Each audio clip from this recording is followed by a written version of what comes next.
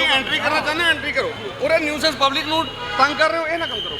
ਨਹੀਂ ਐਮਐਲਏ ਸਾਹਿਬ ਉਰੇ ਨੂੰ ਲੰਘ ਰਹੇ ਨੇ। ਕਿਹੜੇ ਜੀ? ਉਹ ਸਾਹਮਣੇ ਆ ਕੇ ਬੈਠ ਕੇ ਤੇ ਕਰੇ ਤੁਸੀਂ ਉਹਦਾ ਭੱਜ ਰਿਹਾ, ਉਹਦਾ ਹਰਾਮ ਭੋ ਕਰ ਰਿਹਾ ਆਪਣੀ ਜਾਨ ਚ। 4 ਤੇ ਗਿਆ, ਫਿਰ ਕਹਿੰਦੇ 8 ਤੇ ਵਗ ਜਾਓ, ਹੁਣ ਉਹਰੇ ਮਿਲਣਗੇ ਸਾਨੂੰ ਕਿਤੇ। ਜਿਨ੍ਹਾਂ ਦੀ ਕਮੀਆਂ ਦੇ ਵਿਹੜੇ ਦੀ ਗੱਲ ਕਰਦੇ ਤੇ ਭਗਵੰਤ ਮਾਨ ਸਾਹਿਬ ਉਹਨਾਂ ਨਾਲ ਕਰਨ ਨਾ ਡਿਬੇਟ। ਹਾਂ ਨਜ਼ਾਰਾ ਆ ਰਿਹਾ ਪੂਰਾ, ਬਦਲਾਅ ਦਾ ਲੋਕ ਨਜ਼ਾਰਾ ਲੈ ਰਹੇ ਨੇ। ਇਹ ਬਦਲਾਅ ਇਹ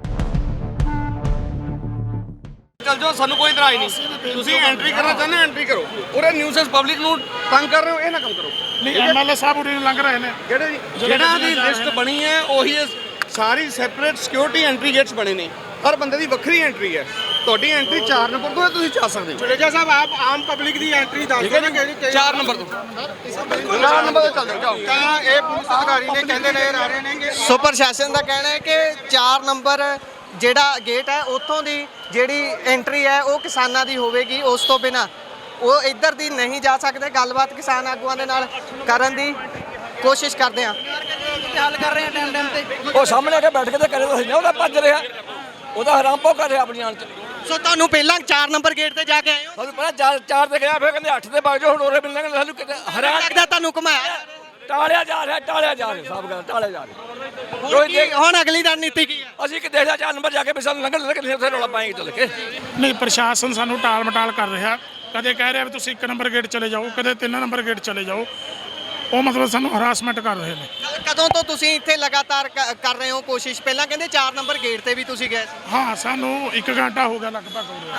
ਹਾਂ 1 ਘੰਟੇ ਤੋਂ ਕਿਹੜੇ ਗੇਟ ਤੇ ਤੁਸੀਂ ਕੋਸ਼ਿਸ਼ ਕਰ ਚੁੱਕੇ ਹੋ? ਅਸੀਂ 3 ਗੇਟਾਂ ਦੀ ਕੋਸ਼ਿਸ਼ ਕਰ ਚੁੱਕੇ ਹਾਂ। ਕੀ ਲੱਗਦਾ ਹੈ ਸਰਕਾਰ ਦਾ ਇੱਕ ਇਹੋ ਜਿਹਾ ਵਤੀਰਾ ਹੈ? ਇਹ ਇੱਕ drama, main drama. Bhagwant Mann ਸਾਹਿਬ ਕਹਿੰਦੇ ਨੇ ਵੀ ਉਹ ਲੋਕ ਆਉਣ ਡਿਬੇਟ ਕਰਨ ਵਾਸਤੇ, ਅਕਾਲੀ ਕਾਂਗਰਸੀ ਜਾਂ ਆਪਾਂ ਕਹ ਲਈਏ ਬੀਜੇਪੀ ਵਾਲੇ।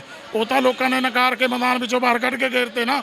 ਜੇ ਡਿਬੇਟ ਕਰਨੀ ਆ ਤਾਂ ਮੁਲਾਜ਼ਮ ਦੀਆਂ ਜਥੇਬੰਦੀਆਂ ਜਿਨ੍ਹਾਂ ਦੀ ਕਮੀਆਂ ਦੇ ਵਿਹੜੇ ਦੀ ਗੱਲ ਕਰਦੇ ਤੇ ਭਗਵੰਤ ਮਾਨ ਸਾਹਿਬ ਉਹਨਾਂ ਨਾਲ ਕਰਨ ਨਾ ਡਿਬੇਟ ਵੀ ਮਜ਼ਦੂਰ ਕਿਵੇਂ ਬਚੂਗਾ, ਮਜ਼ਦੂਰ ਕਿਵੇਂ ਖੁਦਕੁਸ਼ੀ ਤੋਂ ਬਚੂਗਾ, ਮੁਲਾਜ਼ਮਾਂ ਦੀ ਖੁਦਕੁਸ਼ੀ ਕਿਵੇਂ ਹੋ ਰਹੀ ਆ, ਨੁਕਸਾਨ ਹੋ ਰਿਹਾ ਨਾ ਚਾਰੇ ਪਾਸੇ।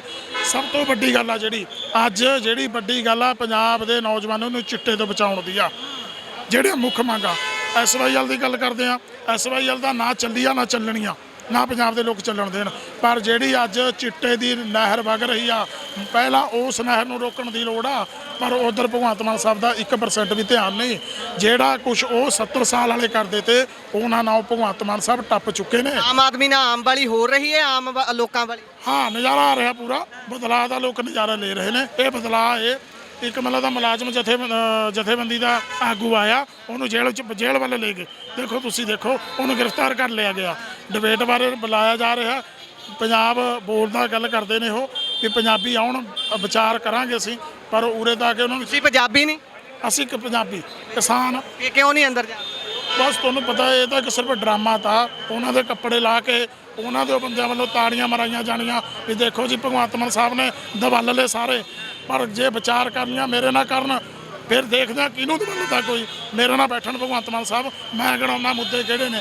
ਮੁੱਦੇ ਤਾਂ ਬਹੁਤ ਨੇ ਪੰਜਾਬ ਦੇ। ਸਭ ਤੋਂ ਪਹਿਲਾਂ ਪੰਜਾਬ ਨੂੰ ਚਿੱਟੇ ਤੋਂ ਬਚਾਉਣਾ ਅਤੇ ਜਵਾਨੀ ਜਿਹੜੀ ਬਾਹਰ ਜਾ ਰਹੀ ਆ ਆਪਣੇ ਘਰਾਂ ਨੂੰ ਛੱਡ ਕੇ, ਉਹਨਾਂ ਨੂੰ ਰੋਕਣ ਦੀ ਲੋੜ ਆ।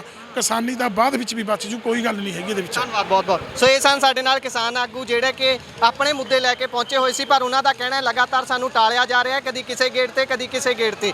ਯੂਨੀਵਰਸਿਟੀ ਦੇ ਵਿੱਚ 8 ਗੇਟ ਨੇ, ਉਹਨਾਂ ਦੇ ਵਿੱਚੋਂ ਵੱਖ-ਵੱਖ ਗੇਟਾਂ ਥਾਣੀ ਵੱਖ-ਵੱਖ ਲੋਕਾਂ ਦੀਆਂ ਐਂਟਰੀਆਂ ਨੇ। ਇਹ ਪੁਲਿਸ ਪ੍ਰਸ਼ਾਸਨ ਦਾ ਕਹਿਣਾ ਹੈ। ਪਰ ਜੇਕਰ ਗੱਲ ਕਰੀਏ ਕਿਸਾਨਾਂ ਦੇ ਨਾਲ, ਉਹ ਕਹਿੰਦੇ ਪਹਿਲਾਂ 4 ਨੰਬਰ ਗੇਟ ਤੇ ਗਏ ਆ, ਉੱਥੋਂ ਵੀ ਨਹੀਂ ਐਂਟਰੀ ਹੋਣ ਦਿੱਤੀ ਜਾਂਦੀ। ਜਦੋਂ 1 ਨੰਬਰ ਗੇਟ ਤੇ ਆਉਂਦੇ ਨੇ, ਉੱਥੇ ਉਹਨਾਂ ਨੂੰ ਕਹਿ ਦਿੱਤਾ ਜਾਂਦਾ ਕਿ 4 ਨੰਬਰ ਗੇਟ ਥਾਣੀ ਤੁਹਾਡੀ ਐਂਟਰੀ ਹੋਵੇਗੀ। ਪਰ ਉਹ ਹਾਲੇ ਤੱਕ ਸਿਰਫ ਤੇ ਸਿਰਫ ਗੇੜੇ ਕੱਢ ਰਹੇ ਨੇ, ਐਂਟਰੀ ਨਹੀਂ ਮਿਲ ਰਹੀ। ਦੇਖਦੇ ਰਹੋ ਪੰਜਾਬੀ ਰੇਡੀਓ USA। ਹਰ ਇੱਕ ਅਪਡੇਟ ਲੈ ਕੇ ਤੁਹਾਡੇ ਤੱਕ ਪਹੁੰਚਾਂਗੇ। ਧੰਨਵਾਦ, ਸਤਿ ਸ਼੍ਰੀ ਅਕਾਲ।